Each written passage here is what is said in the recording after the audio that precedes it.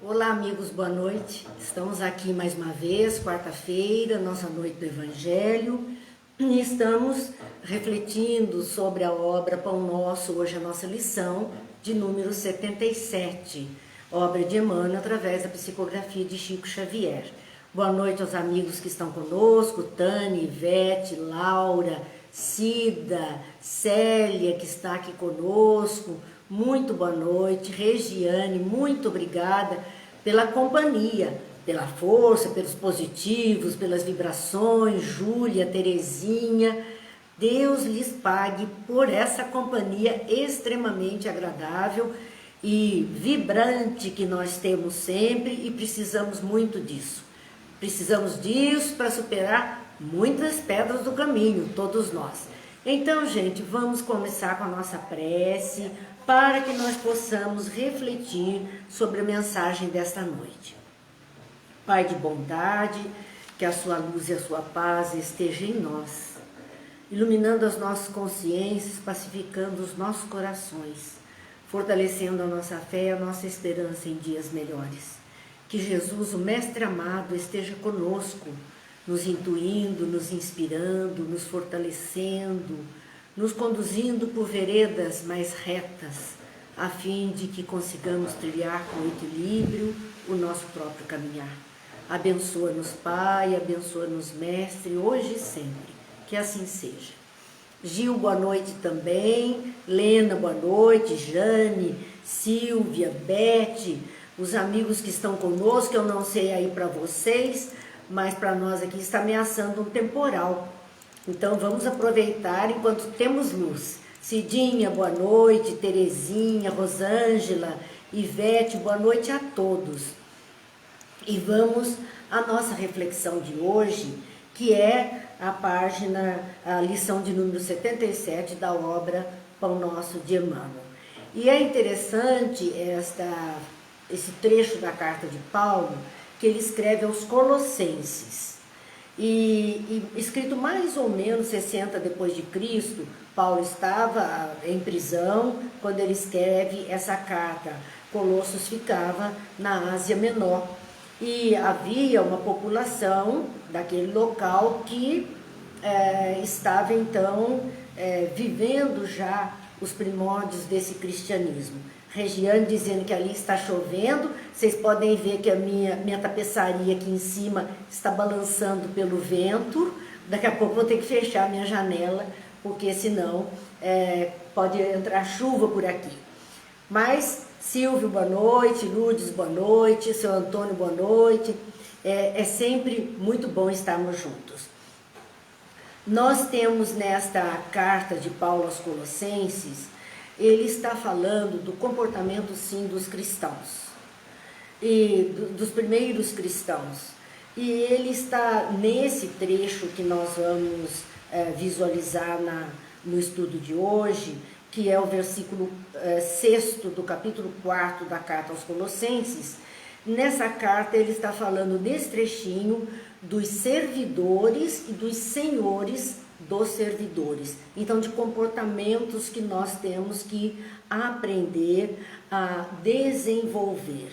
Nesta carta, então, Paulo está também combatendo falsas doutrinas, porque, como sempre, né, outras coisas iam se enxertando naquele cristianismo nascente, naquelas primeiras informações do cristianismo nascente. Um minutinho só, gente, que nós vamos fechar essa janela mesmo. Se vocês ouvirem o barulho, não se assustem, mas é um vitrô que vai ser fechado aqui para evitar que a gente tenha um temporal. Ótimo, obrigada. Então, nós vemos aqui a questão de Paulo combatendo essas falsas doutrinas, porque elas vão se enxertando. Cada um vai agregando alguma coisa, algum ensino, alguma tradição e de repente desvirtuam aquilo que era a mensagem principal. E também chamar as criaturas à verdadeira doutrina cristã, aquela que o Cristo trouxe. Quando nós estamos falando de doutrina, nós estamos falando de um corpo de ensinamentos que é a base das doutrinas cristãs que surgiram depois. Então, mesmo tendo determinados pontos de enfoques diferentes, a condição moral dos ensinamentos de Jesus tem que valer para todas as doutrinas cristãs que se derivaram do cristianismo primitivo, deixado nesses registros de ensinos. É por isso que o Evangelho segundo o Espiritismo, Herculano Pires faz uma nota dizendo que ali Kardec dispensou milagres, dispensou pontos que seriam pontos de teologais, de discussões entre visualizações das pessoas. Ele simplesmente trouxe para compor o Evangelho segundo o Espiritismo os ensinos morais do Cristo. Porque tudo nós podemos questionar. Milagre aconteceu, não aconteceu? É milagre, não é milagre? É fenômeno? É o que é? Nós podemos questionar a forma de entender Deus? Podemos. Alguns vêm de uma forma, outros vêm de outra. Nós podemos questionar um punhado de coisas que estão nos ensinos bíblicos. Mas nós não podemos, nos ensinos de Jesus, nós não podemos questionar os seus ensinos morais de conduta de vida. E aí tem que valer para todo mundo. Então o Evangelho segundo o Espiritismo, ele olha os ensinos de Jesus com esse desenvolvimento para a melhoria ético-moral e de expressão religiosa, mas no contexto da religiosidade das criaturas que abraçam então esses ensinamentos para a sua própria vida. E é isso que Paulo fazia com os colossenses. Ele queria tirar aquilo que estava enxertando, que eram falsas doutrinas, enganadoras, não serviam mais, e simplesmente chamar a verdadeira doutrina do ensinamento de Jesus. O que é que ele via como falsa doutrina na igreja primitiva dos colossenses? A questão de pagamentos e a questão da filosofia secular que ainda eles estavam se utilizando. Eles estavam empregando aquelas tradições seculares que vinham sendo arrastadas e que eles estavam incorporando aos ensinamentos de Jesus. E a questão do dinheiro, que é o que ele colocava ali para que as pessoas deixassem de lado essa condição. E acrescentava, e não é que acrescentava, enaltecia a supremacia e a plena suficiência do Cristo. A supremacia de Jesus, dos seus ensinos, seus exemplos, acima de todas as criaturas, seu comportamento, então, e a suficiência, a plena suficiência dele, que por si só se bastava. Então nos deixou todos esses ensinos para que nós pudéssemos bem aproveitá-los no nosso caminhar terreno. Então essa era a proposta de Paulo nesta carta aos Colossenses. E especialmente esse versículo que Emmanuel usa para reflexão na página 77, ele diz assim: a vossa palavra, porque ele estava orientando, como nós dissemos de início, esse comportamento entre o servidor, o empregado, aquele que servia, e o patrão, aquele que era o senhor dos escravos, o senhor dos feudos, enfim, do que fosse. São duas posições em sociedade que até hoje nós vemos. Os que podem e que dominam e que mandam e que contratam e que permitem então um outro grupo de pessoas trabalhar, receber, mas há uma convivência entre esses dois grupos na sociedade. Existe a convivência do senhor com o seu servidor, existe a convivência do patrão com o empregado, do diretor com aquele outro executivo de um menor escalão. Então existe a convivência, e é dessa convivência que Paulo então falava nesse instante a eles, que era o ato de bem conviver. Isso é válido até hoje para nós em qualquer situação, em qualquer relacionamento humano, o ato de bem conviver e de bem falar, de saber o que está falando, para bem viver. Vamos a mais um pessoal que eu não disse boa noite, eu preciso dizer sim. Maria José, Regiane, Ana Clara, Mara, Silvio, Júlio, que está aqui conosco também, que veio fechar a janela para nós. São os amigos que estão participando aqui conosco sempre, né? Um ano quase, e nós estamos aqui firmes, graças a Deus. Então, dentro de tudo isto, é que Emmanuel selecionou este versículo, o versículo de número 6 do capítulo 4, onde Paulo registrava como orientação àqueles cristãos: a vossa palavra seja sempre agradável, temperada com sal, para que saibais como responder a cada um. Primeiro que nós temos que pensar um pouquinho em alguns pontos deste versículo. Que a vossa palavra seja sempre agradável. A gente tem a impressão que quando se fala que a nossa palavra com o outro tem que ser agradável, é que nós teremos que concordar com tudo que o outro está fazendo, está falando. Nós temos que agradá-lo para viver bem. E palavra agradável não significa necessariamente agradar o outro, confirmando todos os pontos, mas simplesmente a questão de ser agradável como ser boa de ouvir. Uma palavra boa de ouvir, uma palavra que preencha, que conforte, que levante, que leve a fé, que leve a esperança, é uma palavra agradável. Então, não necessariamente é uma palavra que concorde com tudo que o outro diz, ou vamos dizer somente o que ele espera ouvir, mas que a nossa palavra seja aquela que faça com que o outro se sinta bem e pense e mude, modifique. Tudo isso está dentro da nossa palavra agradável. Então ele está dizendo a eles: a vossa palavra seja sempre agradável. Porque eles muitas vezes queriam passar os ensinamentos a ferro e fogo, com pedra nas mãos. E não era isto. Nós temos que fazer da forma como Jesus fazia. Ele se fazia entender por todos dentro da condição de entendimento de cada um. Então, se queremos levar alguma coisa a alguém, nós temos que nos fazer entender por esse alguém. O Gil coloca para nós: agradável sim, mas manso não. É verdade. A palavra do cristão é sim, sim, não, não. Agradável sim, mas não preciso ser manso ao ponto de baixar a cabeça o tempo inteiro e concordar com tudo que o outro fale. Mas nós temos que aprender a falar bem aquilo que estamos pensando ou dispostos a passar a alguém.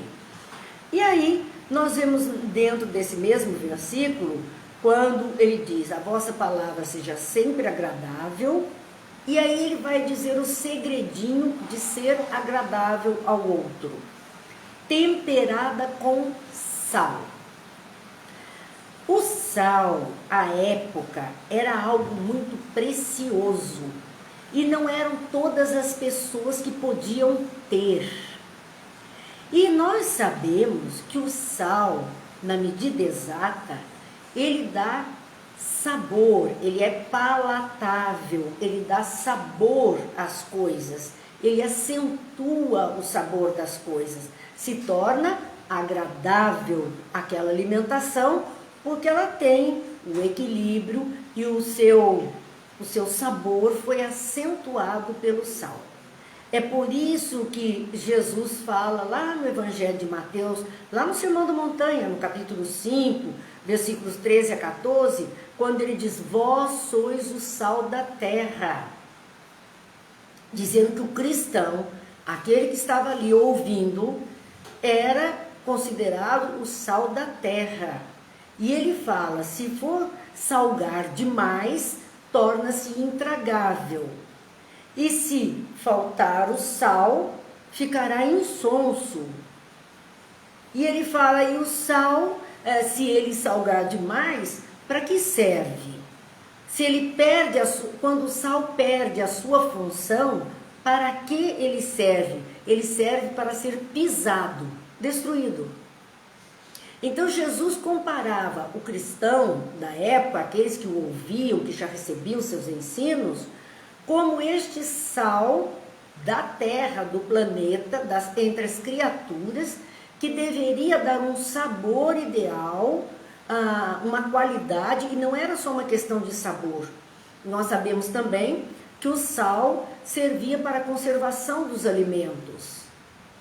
Ele também tem qualidades nessa questão de asepsia, de condição de conservar alimentos. Então nós vemos, e eu estou falando com vocês e me lembrando, eu sempre me lembro do meu avô, né? Eu falo muito deles. Eu vou postar uma fotinho que eu achei essa semana dele no Face, para que vocês o conheçam também. Mas ele pintava paredes. E quando ele pintava paredes, as paredes eram pintadas com caiação. Era a cal, né? A cal virgem, que deixava ali a cal queimando, né? Punha água para que ela fervesse, e depois punha corante para fazer a cor que a pessoa queria, a parede. E pintava-se com aquela brocha que esparramava tudo na parede. Mas o que é que ele fazia para que aquela tinta não desbotasse e a beleza da tinta não se perdesse? Ele colocava sal na tinta. Ele colocava sal porque o sal fixava a cor da tinta na parede. Percebem quantas utilidades? O sal fixa em nós a cor do Cristo, a cor do amor, a cor do bem. Este sal, na medida exata, como algo que está na natureza trazido a nós para ser melhor aproveitado, as palavras do Cristo. Se nós não tivermos isso em nós, toda a beleza que possamos usar na expressão da palavra ou da aparência física será algo muito externo, muito superficial, que a qualquer hora pode desbotar, pode se desmanchar, pode manchar quando uma chuva vier. No entanto, quando se salgava a tinta, ela permanecia fixa. São coisas que nós vamos nos lembrando das nossas vivências, que vão nos ajudando a entender essas palavras dos ensinamentos. Quando ele diz que a sua palavra seja agradável, temperada com o sal, é com a qualidade que o ensino de Jesus nos dá para que nós possamos agir como Jesus agia, usando as palavras da melhor forma, porque palavras levam vibrações. Então nós temos que dar um sabor à nossa palavra para que os outros nos ouçam, para que os outros prestem atenção. A nossa palavra tem que ter sabor, o outro tem que se sentir agradado com aquilo que estamos dizendo. Então ele diz, temperada com sal, para que saibais como responder. Mais uma vez ele confirma que este sal eram os ensinos de Jesus, que nós devíamos utilizar em nossas palavras, para que este sal, que é Jesus em nós, os ensinos em nós, nos ajude a escolher palavras adequadas e que saibamos responder a cada um da melhor forma possível. O juiz está dizendo, quando eu apresentava a minha avó, esse é o meu melhor amigo, ele dizia que já comeu um saco de sal com ele, expressão antiga, mas que era verdadeiro. Os antigos diziam que nós só podemos dizer que verdadeiramente gostamos de alguém quando já comemos um saco de sal com ele. É muito tempo. Então nós temos aqui a Regiane colocando que o pai dela fez cal com corante, xadrez e sal. Sim, nós sabemos disso. Então as palavras do Cristo funcionam desse jeito. Cada pitadinha de sal é um qualificativo dos ensinos de Jesus que nós estamos recebendo e dando sabor à nossa vida, e podemos distribuir esse sabor a outras pessoas também, tornando a nossa palavra agradável, palatável para o outro, porque às vezes a gente ouve palavras que assim, ai que ânsia, travou aqui. Por quê? Por que isso? Porque não foi agradável. Quando ela pode ter, nossa, que delícia, olha, caiu como uma luva. Ela está fazendo assim, ó, caiu redondinho, acertou em cheio, me fez muito bem. É disso que, então, Paulo estava falando e nós estamos trazendo para essa nossa linguagem mais popular. Então, Emmanuel, ao comentar isso a respeito do cristão, que a palavra deve ser agradável, deve ser temperada com sal, para que saibamos então responder ao outro. Só que, gente, se o sal, né, cloreto de sódio que eu uso todo dia, onde é que eu vou buscar? No supermercado, eu compro lá um saquinho de sal, trago para casa e vou usando. Aqui o sal é a palavra de Jesus. Onde é que eu vou buscar? Nos ensinos de Jesus. Na moral de Jesus. Nas falas de Jesus que nós temos acesso, porque é possível e muito possível que muitas falas de Jesus existam guardadas as 7 chaves que nós não temos acesso. E outras se perderam no tempo. Mas daquelas que temos acesso, que são as palavras que chegam, onde eu vou buscar? Supermercado não tem para vender. Mas eu tenho os ensinamentos de Jesus na Bíblia, no Novo Testamento. Todos os ensinamentos estão ali no Novo Testamento. Ah, mas eu acho difícil ler a Bíblia. Então está bom, leia o Evangelho segundo o Espiritismo. Porque a função do Evangelho segundo o Espiritismo é essa. Cada capítulo, dos 28 capítulos que ele tem, 27 são de estudos, 28 a parte de preces. Nos 27 capítulos, o que tem ali, ou até incluindo as preces, capítulo 28?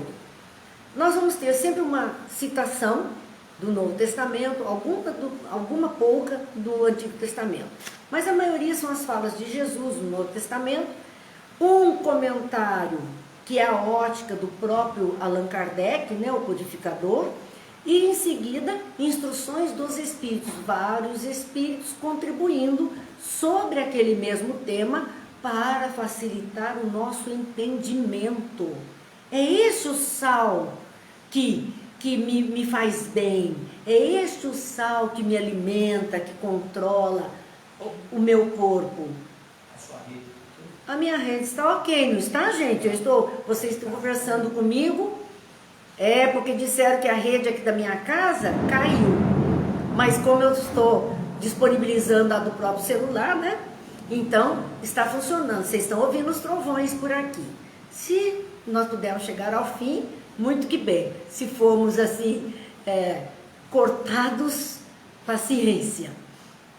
Mas então, voltando aqui às nossas reflexões, Emmanuel vai tecer comentários a respeito, né? A respeito desta fala, dizendo o seguinte, o título da página, da lição 77, é responder. Então, o ponto que ficou é aquela ideia, que a nossa palavra seja sempre agradável e a gente saiba o que responder. Então, por isso o título do texto é responder. E ele fala sobre o responder proveitosamente. A inteligência heterogênea que exige qualidades superiores que o homem deve buscar adquirir. Nós conversamos com pessoas de todos os níveis intelectuais. Nós conversamos com todas as criaturas. Então, nós temos que ter uma resposta, um diálogo proveitoso, quer dizer, que o outro entenda o que nós estamos falando e a gente possa entender o que ele está também respondendo, que o nosso diálogo seja inteligível por aquele que ouve, que está participando. E ele, então, Emmanuel comenta que as inteligências são heterogêneas e exigem daquele que está respondendo qualidades superiores, a qualidade do entendimento, do nível de cada um, para se fazer entendido.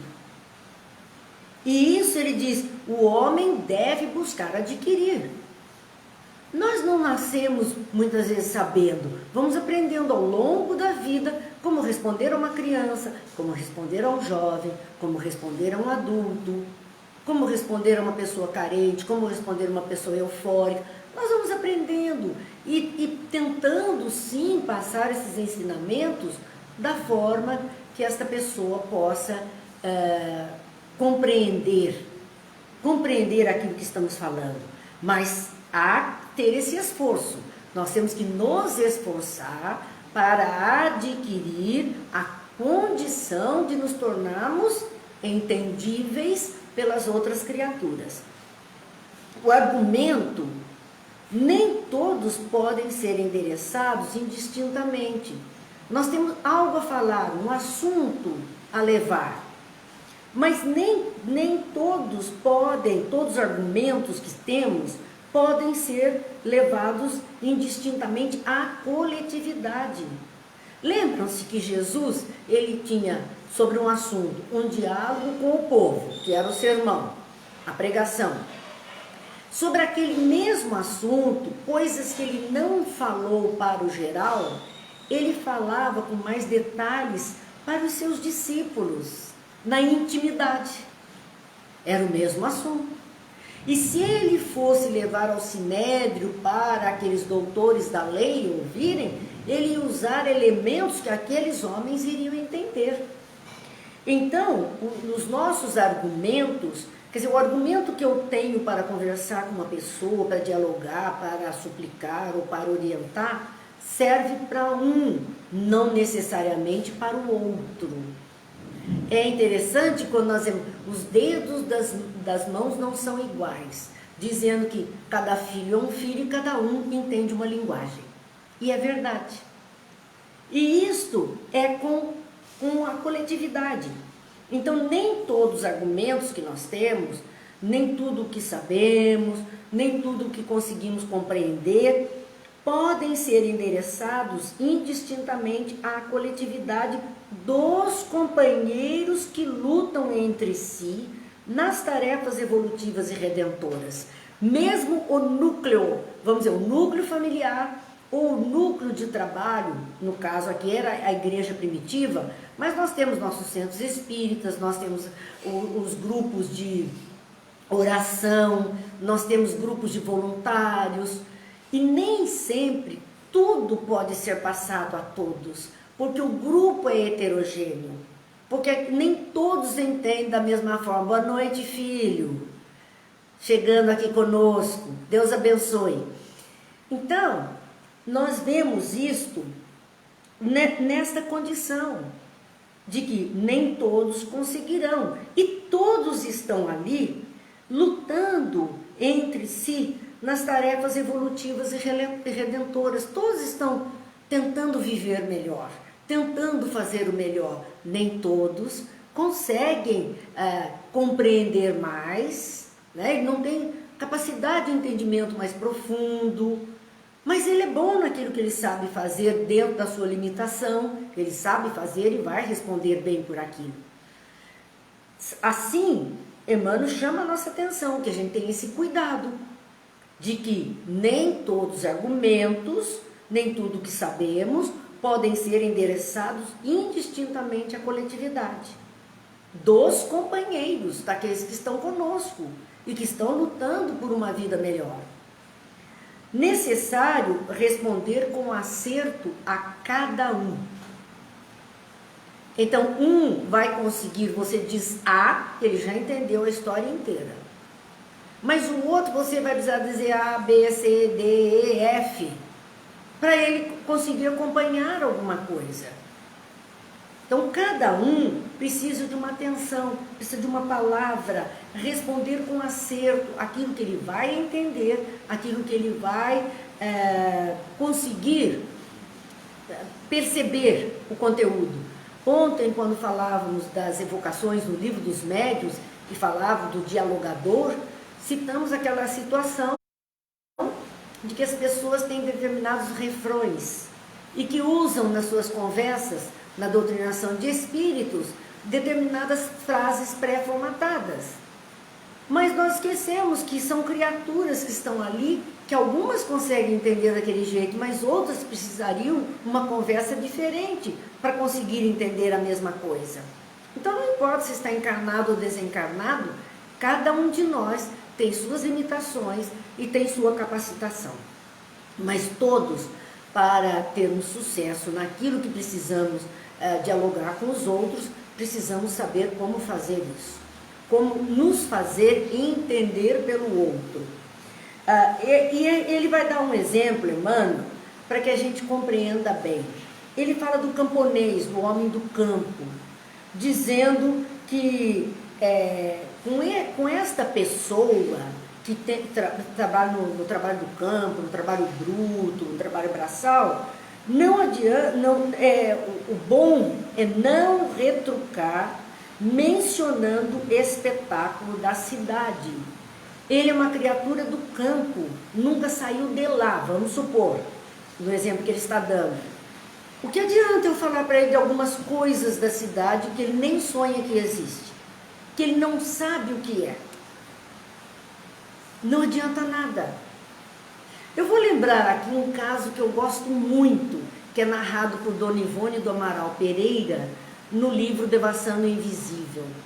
E ela conta de um trabalho mediúnico que acontecia na casa dela, porque antigamente eram os grupos familiares, onde um espírito se manifestou, falando que no futuro nós teríamos um aparelho, uma caixa na nossa sala, que iria transmitir imagens. Eu estou traduzindo na nossa linguagem mais atual, mas está lá, o médium em questão chamava-se Lobato. E este médium traz essa comunicação falando deste aparelho. E que mais adiante, este aparelho iria proporcionar que nós dialogássemos com os desencarnados, nossos entes queridos. Ele iria transmitir imagens e sons do mundo espiritual. E encerrava a comunicação dizendo ser Bezerra de Menezes. Olha, aquele pessoal que convivia, e eu estou falando disso, aconteceu, parece que é 1935 que aconteceu. Este aparelho, nós aqui no Brasil tivemos acesso em 54, chama-se televisão. Foi em 54 que ela chegou para nós. E olha quando foi que a comunicação veio. Então, a primeira parte da comunicação se realizou. Todos nós temos, vocês estão vivendo num aparelho semelhante. Nós estamos interagindo dessa forma. Me veem, me ouvem através de um aparelho semelhante. Mas o que é que ele, na segunda parte da comunicação, dizia? Que este mesmo aparelho vai servir para enviar imagem e som do mundo espiritual. E poderemos ver os nossos entes queridos. Aí, aqueles amigos de tanto tempo, e ele era um médium excelente, o expulsaram do trabalho. Porque dizendo que ele era um enganador, um mistificador, que aquilo não era possível, botaram o Lobato para fora do grupo mediúnico. Então veja, é isso que nós estamos vendo Emmanuel dizer. Não adianta falar com uma pessoa do campo, uma pessoa que só viveu no campo, que nunca saiu daquela região, sobre coisas que existem na cidade, porque ele não faz ideia. Ele não entende do que é que o outro está falando, chama o outro de louco. Não quer nem conversa com aquela criatura. E nós não nos fazemos entender.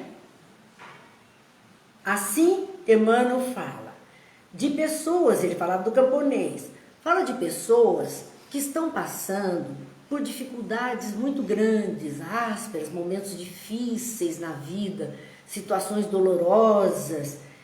Que manda a boa palavra? Não replicar com informações científicas de alta envergadura. Aquela pessoa não entende do que aquele expert está falando. Ele sabe, é a linguagem corriqueira dele, mas não do outro que está ouvindo. Ele não está entendendo nada e para ele não interessa isso. Ele está na dor, na dificuldade, ele quer alguma coisa que solucione a sua dor e a sua dificuldade. Apenas isso. Ele não precisa que o outro desenvolva um tratado na sua cabeça, porque ele não tem cabeça para isso, especialmente naquele momento. Ele só quer o colo, ele só quer a ajuda, ele só quer a mão estendida. Eu não preciso fazer grandes discursos para ele, de nada vai adiantar. Ele está refratário a qualquer coisa desse tipo. Então, a boa palavra, essa resposta adequada, não pode ser para o camponês de alguma coisa que ele não conhece. Tecnologia, coisas da cidade, se ele nunca viu. Não pode ser para aquele que está em dificuldade, em dor, em sofrimento. Não pode ser para um tratado científico, um tratado tecnológico para que ele entenda a situação, informações científicas de alta envergadura. Ele não vai entender nada. Ele vai dizer, está falando grego comigo, não entendo nada. Tem gente que entende grego, mas no meu caso eu não entenderia. E ainda ele vai continuando dizendo que é imprescindível nessas nossas respostas, imprescindível não desagradar a quem ouve, porque é desagradável. Se você vai falar para aquele que nunca viu a cidade, que não sabe de nada de tecnologia, você vai querer dar uma aula para ele, mostrar para ele o que tem, o que ele poderia fazer ou ser, é muito desagradável porque ele não acompanha o raciocínio. O pessoal do grupo Dona Ivone Pereira achou tão desagradável a comunicação do Dr. Bezerra que botou o médium para fora. Se pudesse, botava aquele Dr. Bezerra junto para fora. Porque achou desagradável. Não valia nada aquilo tudo. É imprescindível não desagradar a quem ouve. Aquele que está em dificuldade, ele só quer uma palavra de conforto, de orientação, um norte para ele seguir. Ele não está precisando de tratado nenhum. Nada desse tipo. Fica muito desagradável. Ele fica rodando e não sabe onde está a solução daquilo que ele está necessitado, daquilo que ele está pedindo ajuda. O juiz está dizendo, mais uma vez, o cuidado. Respeito com a palavra ao outro, que é tão importante, e está com dificuldade. Claro. Senão não vamos ajudar, não vamos colaborar. Jesus é fantástico, porque Jesus, quando as pessoas chegavam para ele, fosse o camponês lá, fosse a pessoa sofrida, e se aproximava dele, o que é que Jesus dizia para as pessoas? O que queres que eu faça? O que é que você quer de mim? E ao dizer isso, a pessoa diz, Senhor, cura-me. Senhor, ajuda na minha vinha. Senhor, o meu filho está lá, a hora cai no fogo, a hora cai na água, ampara. Ele se limitava a atender a solicitação e da forma como a pessoa pudesse entender a sua resposta, tomar as providências necessárias. Era assim que Jesus fazia. E de repente, nós esquecemos disso. E não conseguimos, então, ter uma boa comunicação com as pessoas. Então, Emmanuel diz, imprescindível não desagradar a quem ouve. Temperar a atitude verbal com a compreensão dos problemas da vida. Olha o sal onde é que está entrando para dar qualidade àquilo que estamos falando. Temperar a atitude verbal com a compreensão dos problemas da vida. Entenda aquela criatura no ponto em que ela está, para que você possa ter a palavra adequada naquele momento. É imprescindível contribuir, e é um dever contribuir, para que os desviados da simplicidade e da utilidade se reajustem. Eu acho formidável essa expressão desviados, porque Chico dizia a respeito daquelas mulheres da zona de prostituição de Uberaba, são as nossas irmãs equivocadas ou desviadas no amor. Perderam o rumo. Nós vemos os desviados do poder, equivocados do poder. E Emmanuel vem nos dizendo exatamente isso. É preciso contribuir com os desviados da simplicidade. Não é fácil, eu também já falei isso muitas vezes, eu me repito muitas vezes, porque essas coisas eu acho que vale a pena ser lembradas. A minha mãe costurava, era modista, professora de corte e costura. Muitos conheceram minha mãe aqui em Taubaté. E ela dizia que era muito difícil fazer uma roupa simples. Porque você fazer uma roupa cheia de lero-lero, cheia de babado, cheia de coisas, você esconde qualquer imperfeição ali. Mas uma roupa clássica, pode olhar, que um cardan, uma coisa assim mais nobre, é sempre um corte liso, clássico. E é muito mais difícil, porque precisa ter um caimento perfeito, não pode ter um pontinho de máquina fora do alinhamento, porque vai aparecer. Não pode ter um repuxadinho, um desvio, porque a roupa vai perder a qualidade, a perfeição. Então é muito mais difícil a simplicidade do que essa coisa toda que a gente está vendo aí, os adereços todos. E na palavra é a mesma coisa. A palavra simples, que o outro ouça, possa aproveitar, é mais difícil do que aquela cheia de retórica e que não diz nada.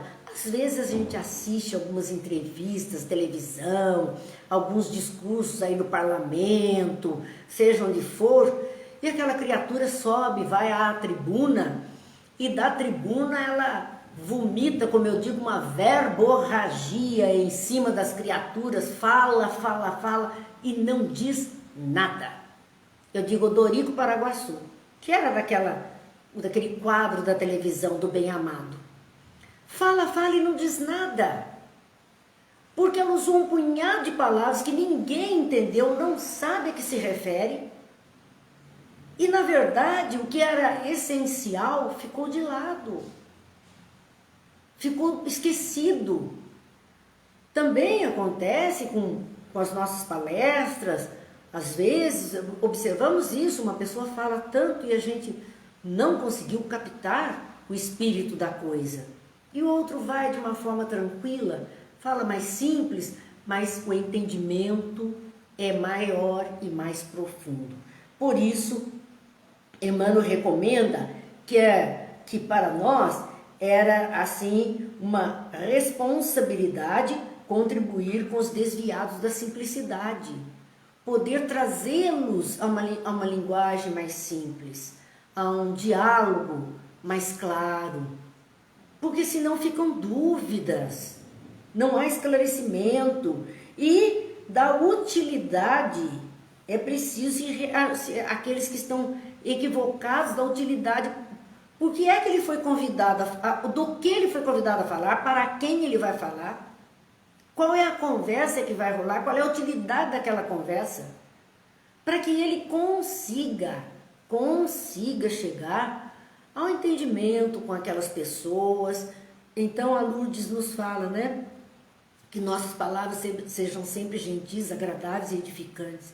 É claro, precisamos construir alguma coisa. Então nós temos que pensar sobre isso. E assim, ele continua a nos alertar. Toda resposta sem assunto importante, toda resposta em assunto importante é remédio,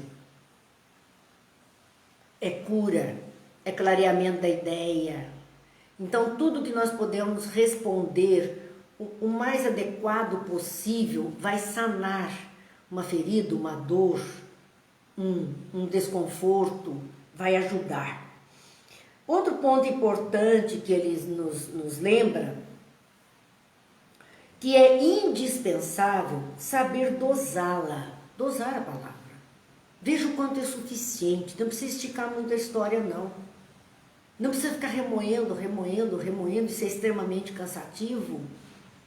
Dosa, fala o necessário, explica o necessário, para não confundir tanto a cabeça das pessoas. Então, ele diz, é indispensável saber dosá-lo, com vista aos efeitos.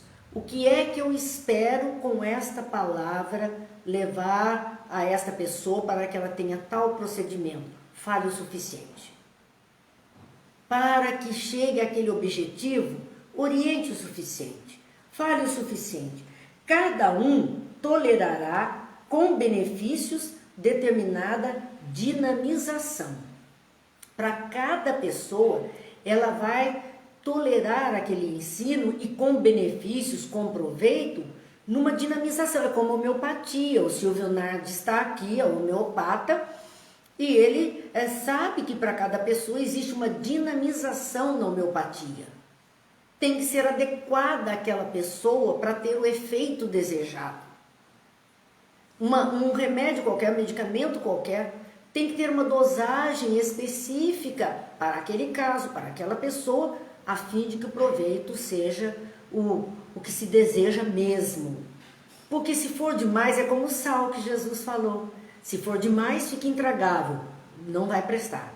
E se for de menos, fica insonso, não cumpre o seu papel.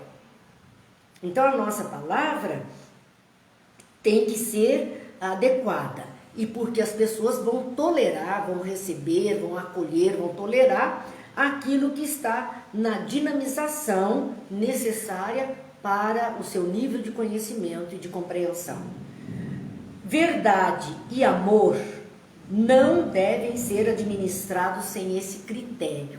Às vezes a gente acha, mas eu tenho que dizer a verdade, eu só falo a verdade, eu tenho que dizer a verdade. Nem sempre.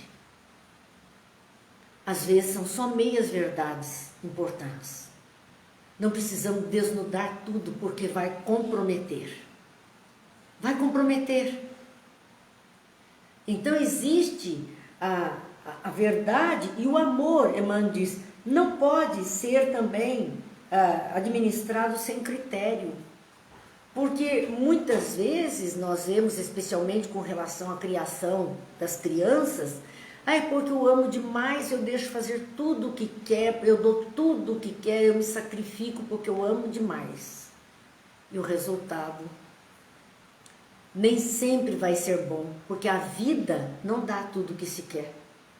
A vida não responde tudo o que quer, não se desdobra apenas por uma criatura, ela flui para todas. Então, tudo é ensino, que ele está nos chamando, como é que nós vamos responder ao outro na questão da verdade, como é que nós vamos responder ao outro na questão do amor.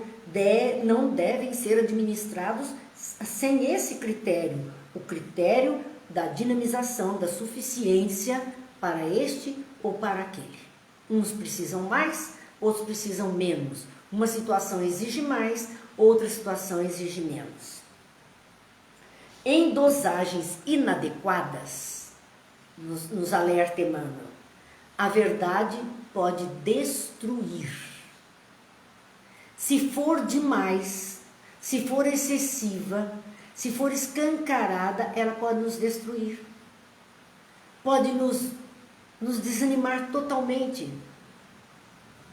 Pode acabar com a esperança, pode acabar com a vontade de fazer alguma coisa. Então, vamos controlar isso. Se for em dosagem inadequada, o amor põe a perder. A Cidinha escreveu, estraga a criança, estraga qualquer um. O amor põe a perder, porque a pessoa fica tão dependente daquilo que lhe oferecem e que lhe proporcionam todos os prazeres, que ela por si mesma não se basta e não sabe como se prover em outras frentes, em outras situações, em outros momentos. Ela não sabe como se prover disso. Ela não sabe onde buscar. Ela nunca experienciou. Lhe foi tudo de bandeja. E agora ela é flor de estufa, perece. Então, Emmanuel chama atenção para isso, para todos nós. É a questão que ele falou para o Chico, disciplina, disciplina e disciplina. Quer dizer, limites, regras para todos nós. Limites, regras, para que a gente consiga conviver bem, para que a gente consiga cumprir o papel, se fazer entender, exercitar nossas potencialidades. Nós precisamos disso. Saber responder é virtude no quadro da sabedoria celestial. Olha, então termos a resposta certa às perguntas nos momentos certos, isso será uma virtude. E virtudes são desenvolvidas por nós, elas existem em latência em nós, porque são os dons de Deus. E elas são desenvolvidas por nós através do exercício, da prática. Então, saber responder é uma virtude, mas veja, no quadro da sabedoria celestial. Os espíritos, quanto mais elevados, vão falar o suficiente, o necessário, vão falar o que podem. E nós vamos ver exemplos disso, como eu disse ontem e repito hoje, no Livro dos Espíritos, quando eles dizem a Kardec: isto é o suficiente para vocês por agora, por agora. Vocês ainda não têm condição de entender mais, não podemos dizer mais. Por agora isso basta. Porque não daríamos conta de tudo que viesse de uma única vez.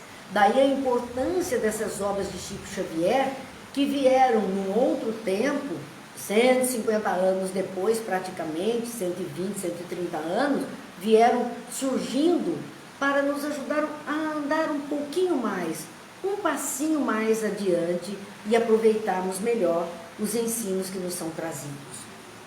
Em seu próprio favor, não esqueças o melhor modo de atender a cada um. A recomendação final de Emmanuel é essa: em seu próprio favor, em nosso próprio favor, é preciso que a gente aprenda o melhor modo de atender cada criatura, porque senão nós nos complicamos com a criatura, ou nos tornamos desagradáveis, insonsos ou salgados demais, impalatáveis, não há condição de nos digerir, de nos aguentar, se não soubermos dar somente o necessário atendendo a cada um, ou não nos fazemos entender, ou não cumprimos o papel, e ficamos com esta dívida para com a outra criatura, com aquela consciência de dizer: eu não consegui, eu não dei conta, eu não fiz, eu me enganei, eu me equivoquei. Desta forma, gente, nós estamos então hoje refletindo sobre este trecho da Epístola de Paulo, que Emmanuel traz com o título Responder. E como estamos nos momentos finais, hoje quarta-feira, está aqui a nossa água, vamos pedir a Jesus, o médico dos médicos, que coloque em todas as águas, todas aquelas que as criaturas da terra vão sorver, o fluido necessário para a saúde, para o equilíbrio, para a paz. Aquelas que estão à cabeceira dos doentes, que a equipe de médicos do espaço possa dinamizá-las de tal sorte que elas cumpram seu papel no reequilíbrio da saúde, da harmonia e do bem-estar. Obrigada, Pai, por esta bênção que chega até nós, neste fluido a que todos temos a possibilidade de ter nesse instante. E vamos encerrar. Amanhã, se Deus quiser, estaremos aqui, assim Ele nos permitindo, com a obra Boa Nova, do Espírito Humberto de Campos. E hoje, na quarta-feira, a prece a Bezerra de Menezes. Falamos dele, falamos da corrente de médicos do espaço. Sabemos que o Dr. Bezerra lidera a corrente de médicos do espaço nesse espaço espiritual brasileiro, para atender tantas dores, tantas aflições, tantos estados de doença, de angústia e tanto desespero na alma, permitindo o reequilíbrio, a ajuda a todos. Nós te rogamos, Pai de infinita bondade e justiça, as graças de Jesus Cristo, através de Bezerra de Menezes e suas legiões de companheiros, que eles nos assistam, Senhor, consolando os aflitos, curando os que se tornem merecedores, confortando aqueles que tiverem suas provas e expiações a passar, esclarecendo aos que desejarem conhecer e assistindo a todos quantos apelem para teu infinito amor. Jesus, Divino portador da graça e da verdade, estende tuas mãos dadivosas em socorro daqueles que te reconhecem, o despenseiro fiel e prudente. Faze o divino amigo, modelo, através de tuas legiões consoladoras, de teus santos espíritos, a fim de que a fé se eleve, a esperança aumente, a bondade se expanda e o amor triunfe sobre todas as coisas. Bezerra de Menezes, apóstolo do bem e da paz, amigo dos humildes e dos enfermos, movimenta as tuas falanges amigas em benefício daqueles que sofrem, sejam males físicos ou espirituais. Santos Espíritos, dignos obreiros do Senhor, derramai as graças e as curas sobre a humanidade sofredora, a fim de que as criaturas se tornem amigas da paz e do conhecimento, da harmonia e do perdão, semeando pelo mundo os divinos exemplos de Jesus Cristo. Que Deus nos abençoe, Jesus nos ilumine, a paz e as bênçãos estejam em todos os lares, em todos os corações, amparando a todas as necessidades. Até amanhã, se Deus quiser.